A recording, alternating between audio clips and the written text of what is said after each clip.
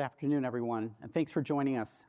Welcome. I hope the day's going well for you. My name is Naresh Prasad. I lead our Cyber AI Blueprint and Technology Services, and I'm joined by my colleague, Dr. Abdul Rahman, who leads our AI Center of Excellence. Part of what we've been doing is trying to take all of the information around AI to reinvent the modern cyber organization ground up.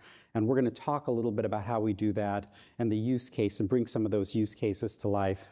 I think what's really clear as we look at AI is that it's not as simple as just taking an AI firewall and replacing a regular firewall with it. We have an opportunity to really look at cognitive scale, consolidation, and reshape how the cyber organization really works. And we'll talk about some of the benefits. And at the end, I'm going to share a demonstration that we have on a use case with SailPoint where we connect our Security Operations Center agent to the Harbor Pilot agent that SailPoint's releasing. But to start with, a few things about Deloitte. We were ranked the #1 cyber consulting firm by Gartner, and recently we were ranked the #1 AI consulting firm as well. That's created tremendous amount of permission for us to really change how cyber works. So what Abdul and I have been working on is going through every pillar of cybersecurity: identity management, application security, vulnerability, data privacy, data protection, and reimagining how that looks. A lot of what cybersecurity has become was built on the constraints of how we deploy labor and the technologies that were available to us. But as we move forward, a lot of that changes, and we have a chance to rebuild. The opportunity is much greater. So when we think about it, there are lots of areas of work where the work fluctuates, it's seasonal, or there's a lot of security fatigue. Applying the right levers at the right place can change the aperture entirely. But to do that, we've got to also skate where the puck is going, right? And it looks a little bit like this iceberg. Artificial intelligence is the most dominant thing in the equation here. So, but at the same time, as artificial intelligence is a productivity tool, it's also a tool for attackers. And right behind that, as we build the cyber organization of the future, we've got to protect from advanced threats. Organizations at the same time are been down a path of redesigning and replatforming to adapt to zero trust. Identity is a big part of that proposition as well. And right after that is a massive quantum revolution, right, which will force us to reshape security. That's the top of the ocean. Underneath the ocean is all of the changes we've got to make to cyber. So #1, when AI attacks become much more frequent, defenses have to become much more predictive. We've got to harness data, and Abdul's going to talk exactly about how you can create a foundation for that. Secondly, you have an AI attack surface. People attacking an organization aren't just harvesting, identities and passwords anymore. They're attacking the AI foundation that drive the cybersecurity program fundamentally. And more importantly, every organization now that's augmenting their work or using digital assistants, we've got to protect the digital assistants themselves, protect from prompt engineering attacks, and ensure the integrity of that. But even beyond that, we've got to think about how quickly organizations can adapt. Driverless cars have taken a very long time. You have to drive thousands, hundreds of thousands, millions of miles before we don't have that much time, right? So we've got to harness synthetic data to be able to advance the cause and make a lot of these artificial intelligence technologies useful. All of that, identity is a core to that transformation. And when you look at identity, it has probably the largest value at stake. And it's really two dimensions of the problem, and all of you will probably experience this.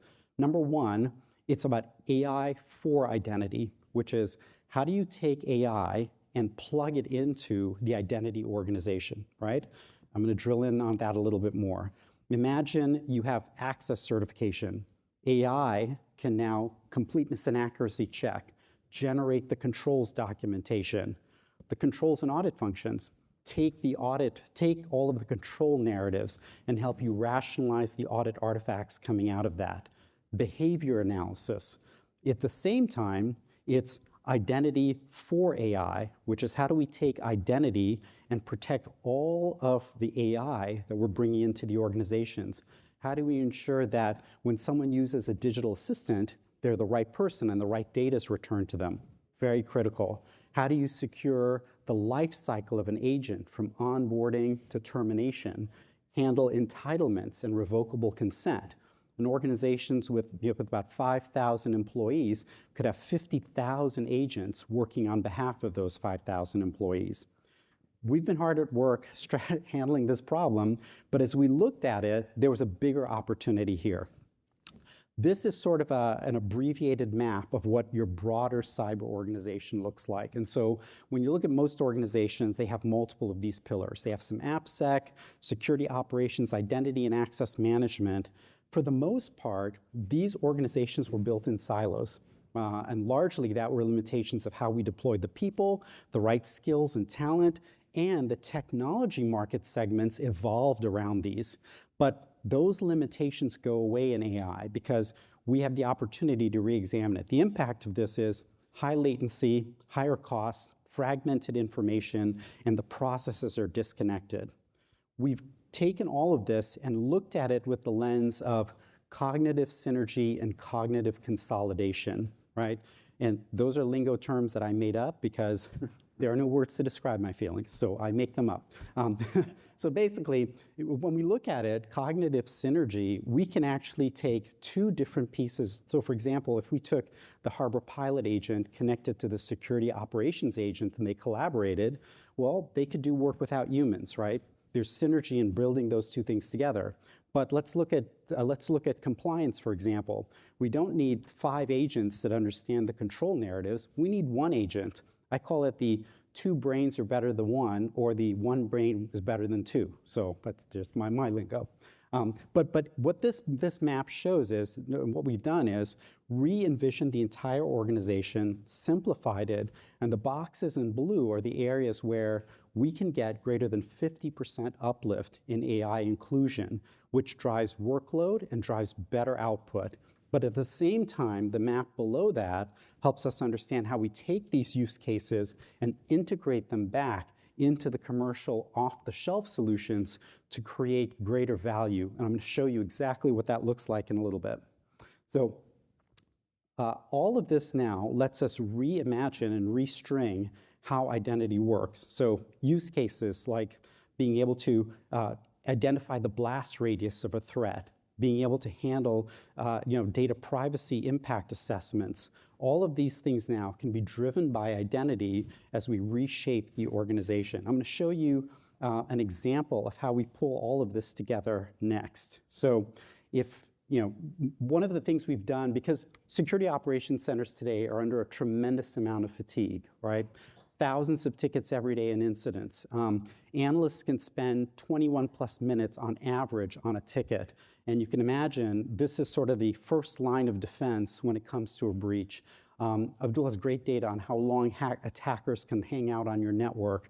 But effectively, by combining our digital analyst agent with a SailPoint Harbor Pilot agent, instead of having a ticket where someone can go on a ticket and talk to the identity folks to resolve it, the 2 agents can collaborate in real time to resolve an incident and actually collaborate to automate the remediation. And I'm going to show you a quick demonstration of how this works. I'm going to play a clip.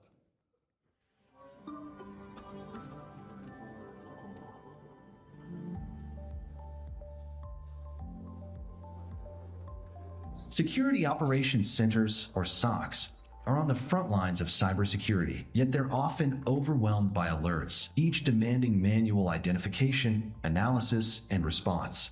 This highly manual process requires these analysts to spend an average of 22 minutes per alert, totaling thousands of hours each month.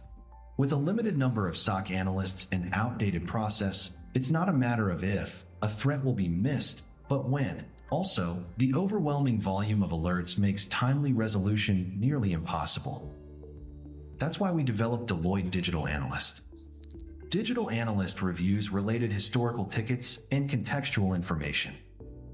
By combining AI-enabled threat analysis with identity context from SailPoint, digital analysts can assist SOC teams in efficiently resolving security alerts.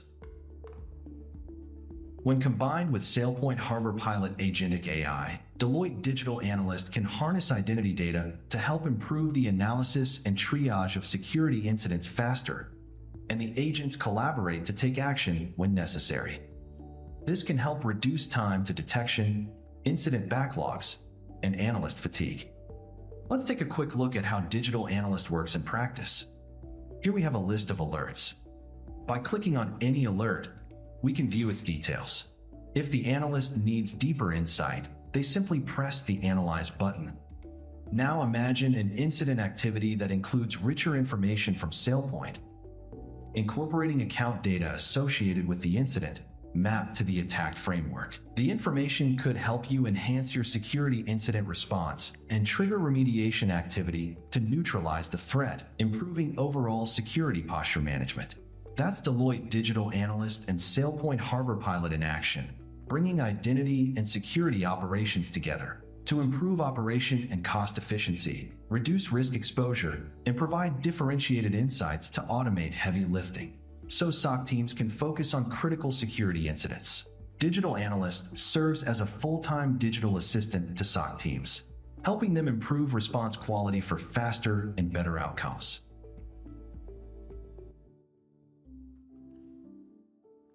So that's one example. There are many more use cases we can show, but hopefully that helps you understand. What happened just now is, a SOC analyst reaching out to the Harbor Pilot agent, collecting the data, completing the documentation.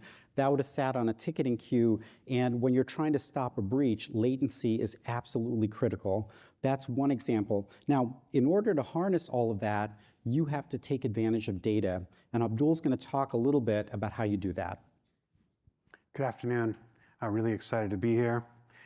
2023 study described mean time to detect, or what's called dwell time, on networks throughout the world at around 200 days. So if my math is right, that's a little under 7 months for an attacker to live on your network without being detected. So this is why this matters, right? So mean time to detect is a metric that's often used in SOCs to be able to describe how well they're performing for detecting things. In my experience, about 10 to 30% of the data that you need to detect an APT or a nation state, bad actor, hacktivist, or what have you, is derived from identity data.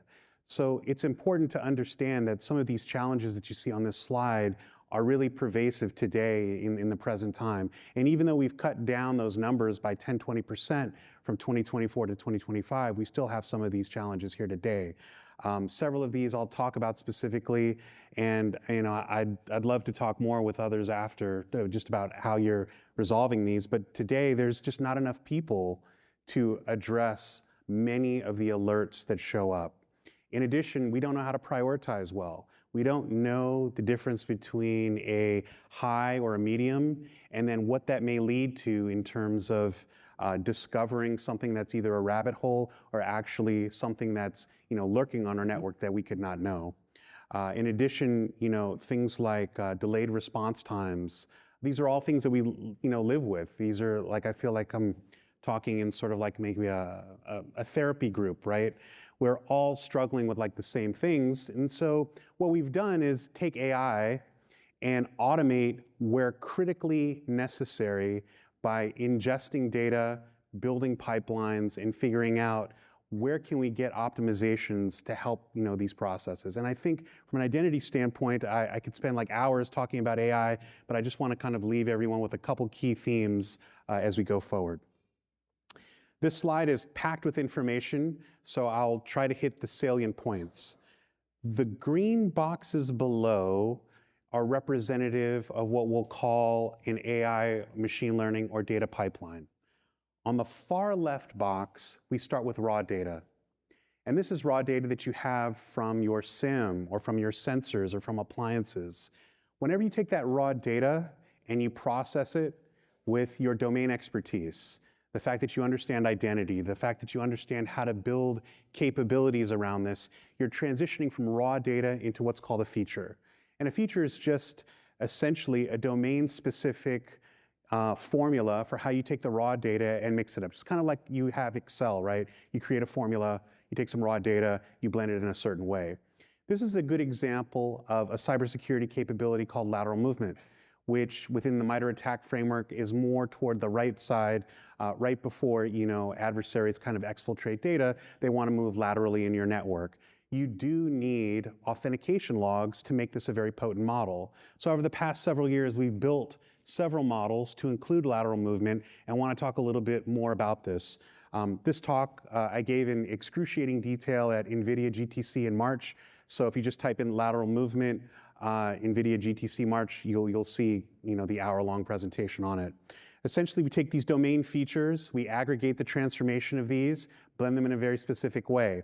What kinds of things are interesting in lateral movement? How many bad logins you had, the time of day that you logged in, was a process run when you actually logged in? All of these different pieces you can acquire from different portions of the data that you obtain. The key thing here is kind of like on a recipe box, right? I don't know if anyone's ever made pancakes without eggs or milk. It's very difficult, right? That's your data. So you need your raw data representative at the beginning of the pipeline. You need domain expertise to be able to process that raw data. And then you need to be able to put this in a way where you can see the result and utilize it, either in a dashboard. Now, we want to train this model on the freshest data, and we want to test it on another segment of data that is also fresh. And we want to do this in an iterative way, and we want to continuously learn.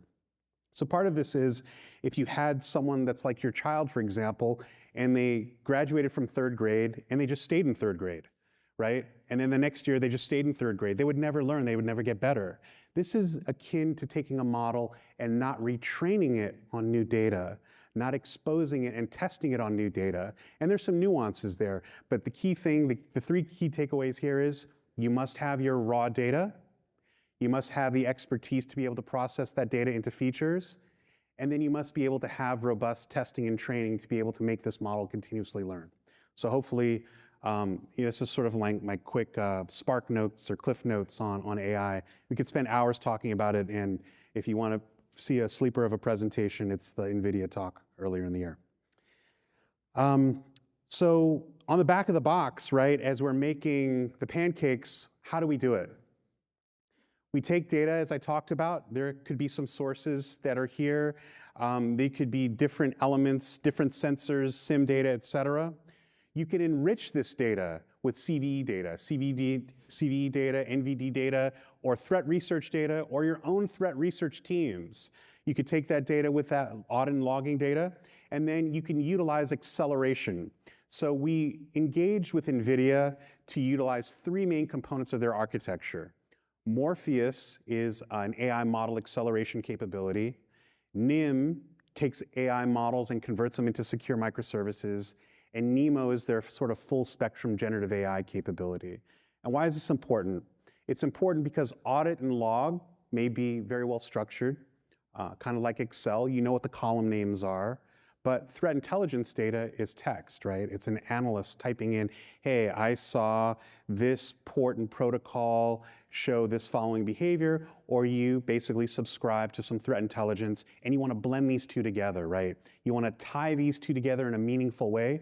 Generative AI is perfect for that. It's perfect to also create the output report that can then be used to share maybe Tearline reporting or other things. And finally, you want your outputs to be in dashboards for different users to be able to collaborate on, and or to be able to look at different kinds of behaviors where they see an alert for lateral movement. So let's start from the beginning on the previous slide, right? You have raw data.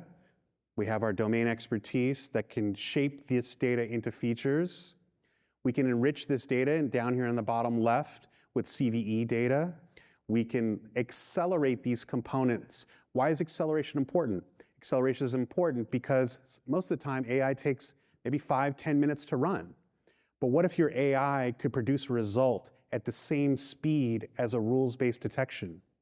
When you have parity with rules-based detection in AI, you're actually able to accelerate to lower this mean time to detect. You no longer have to wait out of sync. So that's less time for an adversary to sit on your network, and it's faster for people to respond. And this is one of the challenges that Naresh talked about earlier around latency and actually having to be able to do this. I want to reiterate a point.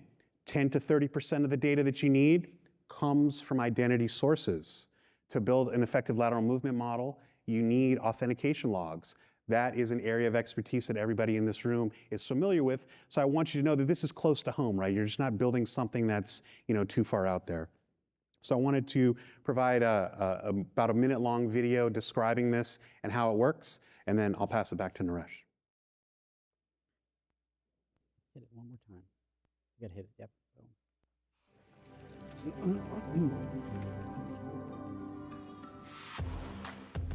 Lateral movement is a cyber attack technique where hackers mimic normal user activity to gain access to more systems and data. Now, there's a way to detect these cyber attacks in near real time. Deloitte's lateral movement detection system, powered by the latest NVIDIA technology, Morpheus, Nemo, and NIMS. The detection system analyzes incident data, flags suspicious activity, and generates actionable reports using NVIDIA LLMs. Deloitte's lateral movement detection system helps businesses stay ahead of threats by providing actionable insights into potential threats, protection from cyber attacks, and near real-time security of digital assets. So what I hope you take away from that is, if you're an identity professional in the room, which many of you are, right? There's a silo today. Tomorrow, as we AI enable the cyber organization, you have to contemplate how your data gets leveraged and how you unlock the potential of that data. And a lot of you, and I think that foundation starts now as you start doing that, not only to AI enable your organization, but the rest of the cyber function. One of the things I want to share with you next is a case study of how this all comes together. When you think about the cyber org or your identity organization, it's going to change very rapidly, right? You're dealing with mostly human-related compliance issues. You're going to deal with agentic-related compliance issues and challenges, right? You're dealing with human attackers. You're dealing with AI attackers. The world changes. Latency is absolutely critical. The velocity is incredibly fast. One of the areas that we're able to take a lot of Abdul's work and put it to use in is in space-based satellite protection. So this year, we launched Deloitte Silent Shield, which is a satellite in low Earth orbit to protect space-based workloads. When you think about the biggest attack surface on the planet, it's actually not on Earth. It's actually 100 miles up in low Earth orbit. And that market is growing rapidly. There are about 6,000 satellites. It grows to about 20 or 30,000 commercial satellites by 2030. And all of that requires, you have to think about it. It's moving at 15,000 miles an hour. It doesn't get faster than that. Humans can't be in the loop. Humans have to be on the loop. And so you literally have to shrink and take a security operations center and put it on a satellite in orbit, because that's what matters. And so I'm going to play a quick clip so you'll learn a little bit about how this works. Cybersecurity. It's not just for Earth anymore. Thousands of satellites are carrying data around our planet, and 100 terabytes of data are sent to and from space every single day. Malicious actors already understand the significant value of attacking space assets and holding data for ransom. What's protecting our data as it orbits our world? Introducing Deloitte's Silent Shield, designed as an out-of-band defense cyber operations, on-orbit solution, vehicle anomaly detection, and predictive analytics via AI and ML. Now it's possible, providing space operators with near real-time predictive cyber analytics and risk detection. So, this is one of the most exciting things for me this year. Some people get married, have a child. Launching a satellite's right up there, right? Married, child, launch a satellite. That was I don't know, that for me it was amazing, right? Now I feel safer that there's a Deloitte satellite in orbit right above me somewhere. But this has been tremendous. I think when you think about what we're able to do, and by the way, I think this mirrors the potential of cybersecurity going forward, right? The kind of speed, low latency environment, cognitive synergy, cognitive consolidation, it's what's happening when you put data together. And that's how we have to think differently about our cyber organizations. So if you take away one thing from this session, it's when you rebuild your cyber function, your IAM function, consider the data, the opportunity for cognitive synergy, the opportunity for cognitive consolidation, and don't just replace a microwave with another AI microwave, right? We have to think holistically and move the industry forward. Our time on stage has come to an end, but your journey is probably just beginning or is already underway, right? Many of you are deploying, your organizations are deploying agentic AI, you're looking at AI within certifications, et cetera. We would love to help you navigate to a new horizon. And hopefully some of the experiences you've gathered today, you see some of the learning experience that can help you there. But I want to say thank you all for listening and for attending. It's incredibly hard to present when there's nobody in the room. I've tried. Really not a good idea. So thank you very much, and hope you enjoy the rest of the conference.